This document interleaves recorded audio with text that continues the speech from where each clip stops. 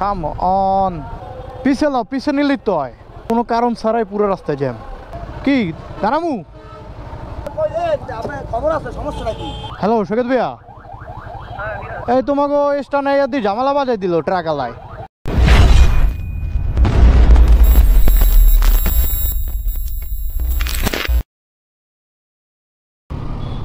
আসসালামু আলাইকুম everyone, welcome back to new blog.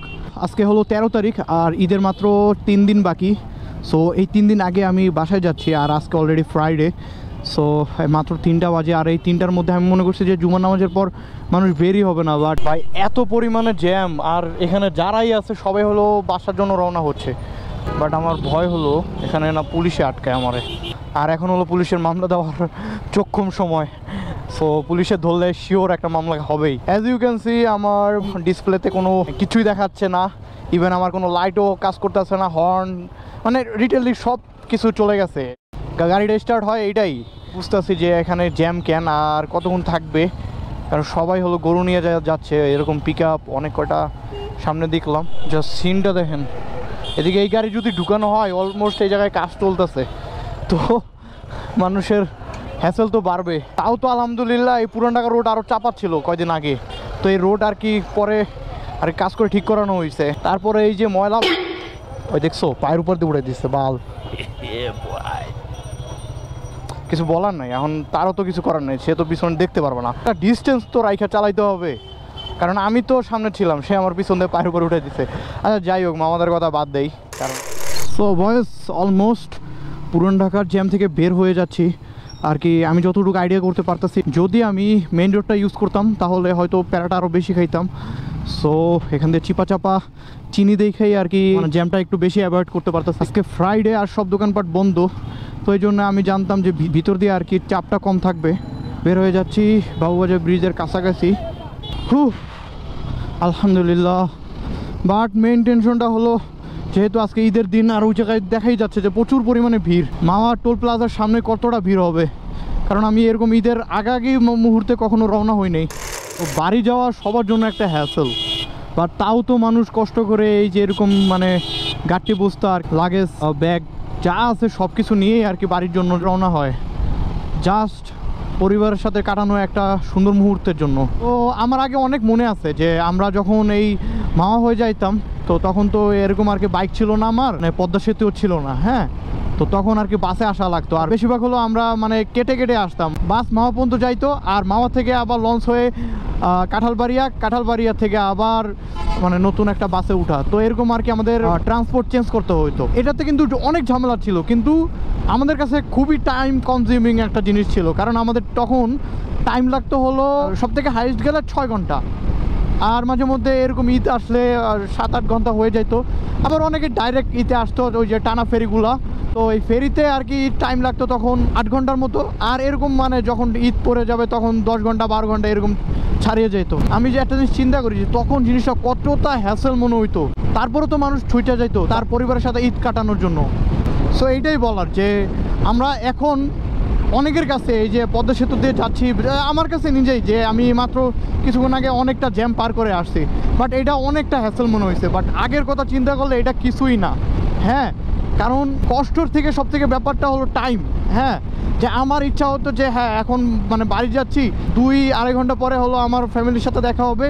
তো আগের কালে মানুষ মানে জাস্ট চিন্তা করেন এই ফ্যামিলির জন্য, পরিবারের প্রিয় মানুষগুলোর জন্য মানে ছুটে চলে যাইতো। আগের দিনগুলো ভাবলে না মানে এখন অনেকটা শান্তি লাগে। আর অলরেডি বৃষ্টি শুরু হয়ে গেছে। মেন সমস্যা আমার বৃষ্টি না, আমার মেন সমস্যা হলো যদি আমি যেহেতু দক্ষিণে যাচ্ছি মানে বরিশালের দিকে, সো দক্ষিণ অঞ্চলে দেখলে অনেকটা মানে ডার্ক, হ্যাঁ এদিকের তুলনায় অনেকটা লাইট। সো আমার চিন্তা হলো যে যদি বৃষ্টি নামে, হ্যাঁ মানে আমি ভিজে যাবো এটা কোনো চিন্তা না আমার জাস্ট চিন্তা হলো যে ভাই আজকে শুক্রবার আর ছেলেপেলেরা অলরেডি ফুটবল খেলতে নামবে। সো আমার ভয় হলো আমাকে না রেখে আর কি ফুটবল খেলা শুরু করে দেয়। সো এই জন্যে খুব তাড়াতাড়ি যাওয়ার মানে চেষ্টা করতেছি, বাট রিস্ক নেওয়া যাবে না। হ্যাঁ, আজকে যেহেতু চাপ অনেক বেশি, সো টাফ হয়ে যাবে। তো দেখা যাক, ফিয়ামানিল্লাহ। মিটার কত উঠতেছে এটা দেখা যাচ্ছে না, এটা খুবই ভালো জিনিস, কারণ অনেকে হয়তো এরকম রাফ রাইডিং এরকম রাশের মধ্যে দেখলে হয়তো মানে গালাগালি করতে পারেন।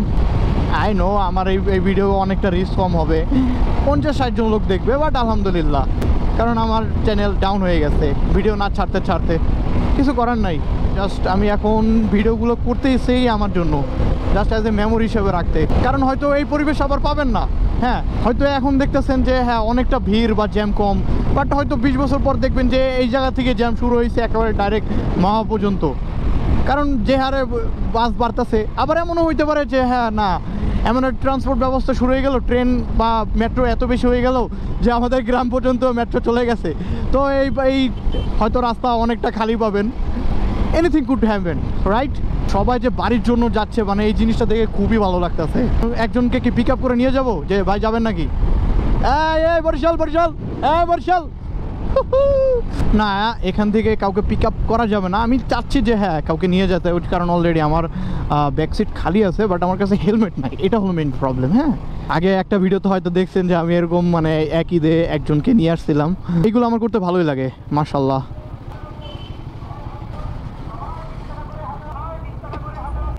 It was at this moment that he knew he fucked up. Shit, man. Bachelor বাসার চাবি পড়ে গেলে ঝামেলা। এটা যদি এখন পড়ে দিত আর আমি যদি খেয়াল না করতাম, যেহেতু দিছে তাও একবার চেক করে যাওয়াটা ভালো। হ্যাঁ ঠিক আছে। জাস্ট রাস্তা দেখেন, মানে প্রচুর পরিমাণে লোকজন বাড়ির উদ্দেশ্যে যাচ্ছে।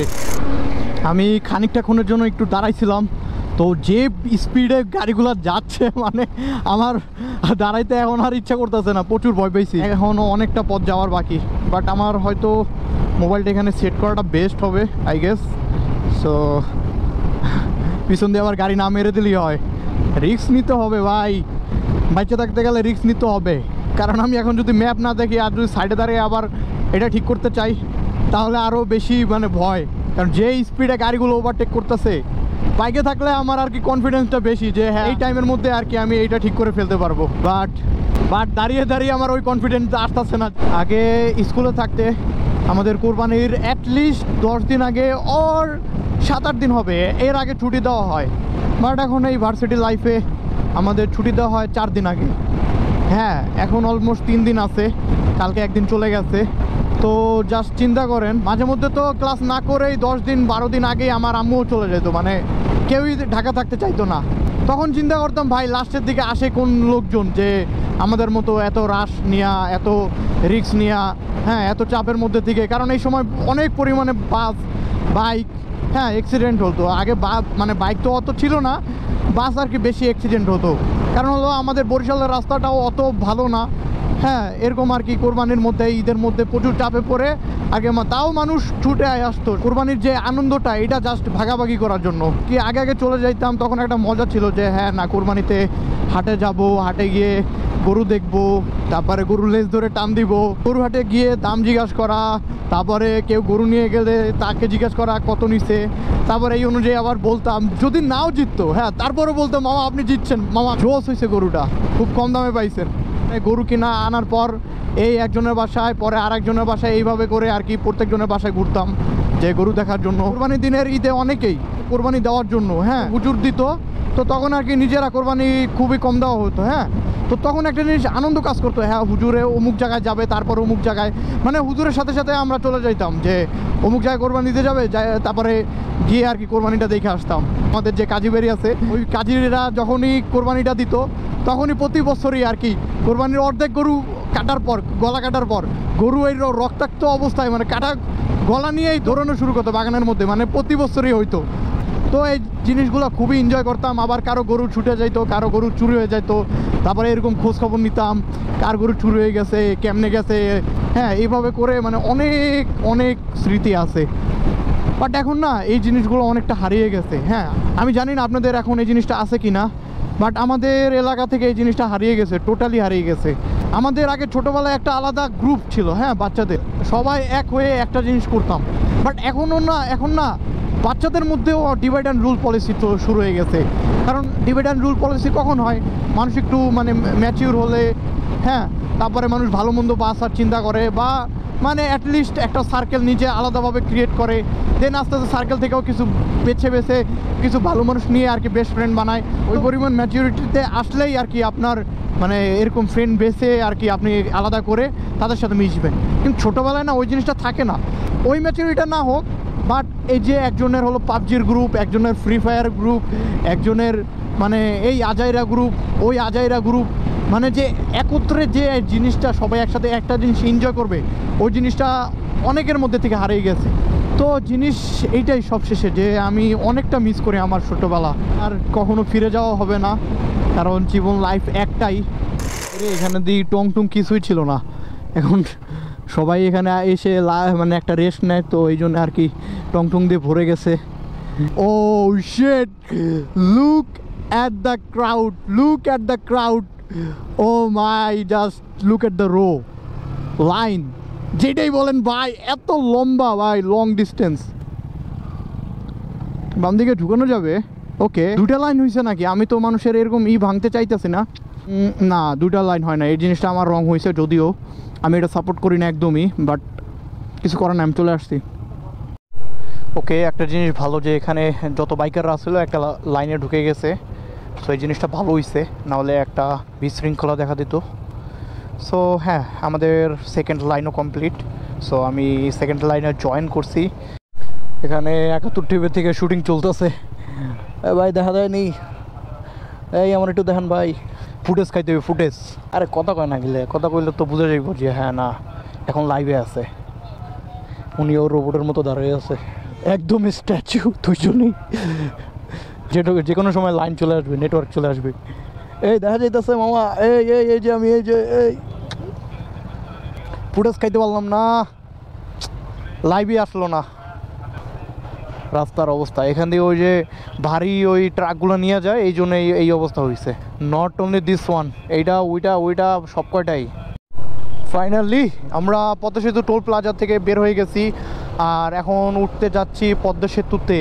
পদ্মা সেতুতে উঠলে একটা জিনিস কি, আপনারা সব মডারেট বাইকার দেখতে পারবেন। হ্যাঁ, এই সময়টায় বুঝতে পারছেন, কারণ এই সময়টা যারাই বাইক নিয়ে যাচ্ছে তাদের হলো পদ্মা সেতু হলো দরকারি। সো খুবই তাদের রেসপেক্টফুল পজিশন থেকেই আর কি নিজেরা চালাচ্ছে। কেউ কাউকে ওভারটেক করতেছে না, কেউ কাউকে মানে কোনো রাশ রাইডিং নাই। হ্যাঁ, কারণ তাদের জন্য পদ্মা সেতু হলো খুবই প্রয়োজনীয় একটা জিনিস। হ্যাঁ, আর অলরেডি আপনারা জানেন যে পদ্মা সেতু এই যে স্পিডিংয়ের জন্য অনেকটা ব্যানের কাছাকাছি চলে গেছিলো কিছুদিন আগে, যে পদ্মা সেতু বাইকারদের জন্য ব্যান করে দেওয়া হবে, যেটা আমাদের জন্য খুবই খারাপ হয়ে যাইতো। হ্যাঁ, সো জাস্ট চিন্তা করেন। সো আমরা কিন্তু খুবই রিল্যাক্সে আমরা মানে যাচ্ছি, কারণ আমরা জানি যে এখন যদি খুবই রাশ রাইডিং করি বা কেউ আমাদের মধ্যে যে কেউ, হ্যাঁ, রাশ রাইডিং করলে আমাদের নিজেদের ভয় যে আমাদের জন্য নাকি আবার পদ্মা সেতুই না অফ করে দেওয়া হয়। হ্যাঁ, এইটাই বলার যে সেতুতে উঠে রেস করে মানে তাদের জন্য কিন্তু তারা কিন্তু মানে আমাদের মতো স্থানীয় না, দক্ষিণ অঞ্চলের লোক না, যাদের জন্য মানে পদ্মা সেতু মানে কোনো ভ্যালু ক্রিয়েট করে না। হ্যাঁ, তারা এসে রেস করে চলে যায়, একদিন আসে, একদিনে এরকম রেস করে চলে যায়, আর তাদের মধ্যে এক্সাইটমেন্টও বেশি থাকে, কারণ তারা পদ্মা সেতুতে খুবই কম আসে, আর তাদের জন্য পদ্মা সেতু কোনো প্রয়োজনীয় জিনিসই না।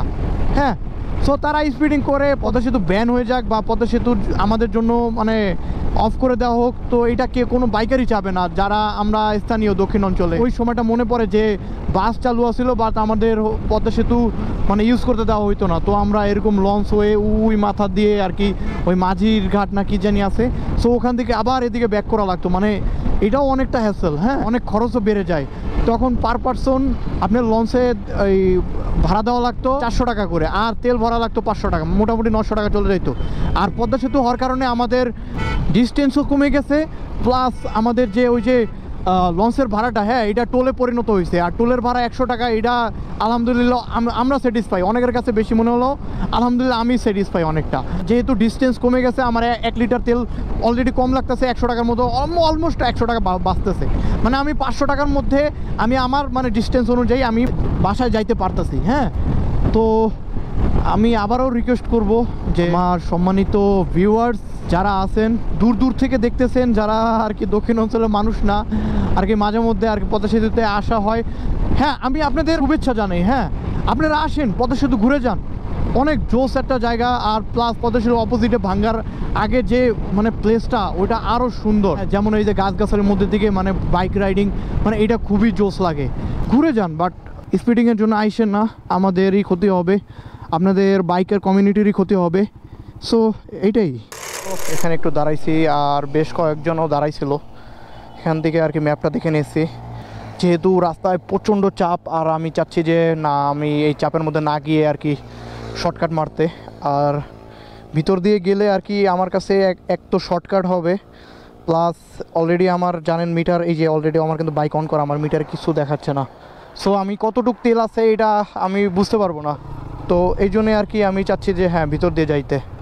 ভিতর দিয়ে গেলে আর কি আমার এখানে জ্যামটাও নাই একদমই, অ্যাজ ইউ ক্যান সি পুরো রাস্তা খালি। হ্যাঁ, তো ভিতর দিয়ে গেলে জ্যামও কম, ডিস্টেন্সও কম, তেলও বাঁচবে, আর তেল শেষ না হওয়ার রিস্কটাও থাকবে না।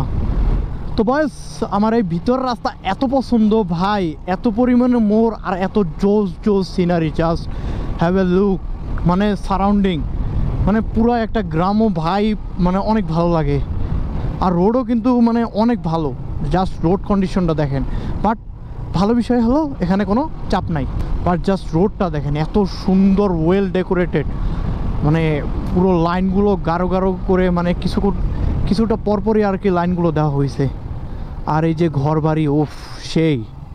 এখন জাস্ট রোডটা দেখেন, মানে গাছগাছালির মধ্য দিয়ে এত সুন্দর লাগতেছে। মানে ভিতরে এত সুন্দর সুন্দর দৃশ্য আছে, এই জন্য আমার দক্ষিণ অঞ্চল এত পছন্দ, কারণ আমি এরকম দৃশ্য হ্যাঁ অন্য কোনো অঞ্চলেই দেখতে পাই না। আচ্ছা, এই জায়গায় হাট বসছে, ছাগল গরু সব কিছু আই গেস, কারণ এই গ্রামের ছোট ছোট হাটগুলো না দেখতে অনেক ভালো লাগে। হাট ভালোই বড়, আমি তো ছোট মনে করছিলাম, বাট এখান থেকে ওই মাথা পর্যন্ত, ওয়াও। তাই বলি যে জ্যাম, এখানে এত জ্যাম কেন? যাই হোক, তবে হাটটা কিন্তু জোস। Boys just look at the sight scene, অনেক জোস। এই জন্যেই আমার ভিতর রাস্তাগুলো অনেক জোস লাগে। সো বয়েস, মস্তাপুর যেহেতু চলে আসছি, ভাবতেছি ফুফাতো ভাইদের সাথে দেখা করে যাই। তার আর কি নতুন বাড়ি উঠাইতেছে, সো ওইটাও আর কি একসাথে দেখে গেলাম। সৈকত ভাই আর কি কিছুদিন আগেই আমাকে ইনভাইট করছিল যে একবার হলেও একটা গুলো দিয়ে যাইতে বাসা যাওয়ার আগে। সো এই জন্য আর কি ওদিকে যাওয়া হচ্ছে, মস্তাপুরের ভিতর।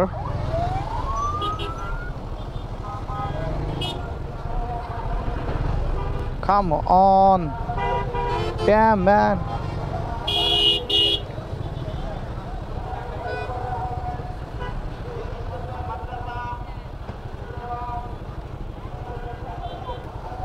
পিছে লাও, পিছে নিলেই তো হয়, কোনো কারণ ছাড়াই পুরো রাস্তায় জ্যাম। ও কিন্তু পিছনে নিলেই হইতো, ওই গাড়িটা যাই দিলেই হইতো। আমি কিচ্ছু বলবো না, এখানে জনগণ দেখবে আর ডিসাইড করবে কার ফল ছিল। পুরো রাস্তা পিছনে খালি, এখন আর ঢুকতেই হইব, অন্য গাড়ি যাইতে দিব না। ওকে, আর ওরা মনে করতে পারে যে আরে ব্যাগ বুক বস্তা বুস্তি কি দাঁড়ামু।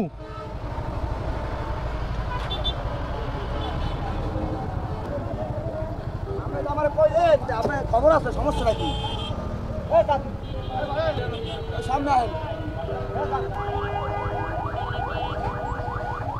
হ্যালো সৈকত ভাইয়া, এই তোমাকে স্টানে ঝামেলা বাজাই দিল ট্রাক আলায়।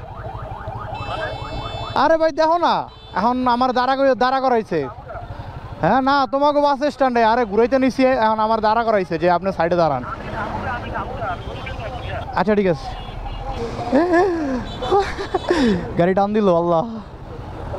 আরে ভাই মনে করছে যে আমি দূরের পোলা পাইন, হ্যাঁ বস্তা বাস্কি লয়ে আইতেছি ঢাকা থেকে, তো এখন আমার সাইডে দাঁড়া করাইব। ওয়াও, নিজেই টান দিয়া কই চলে গেল আল্লাহ জানে ভাই।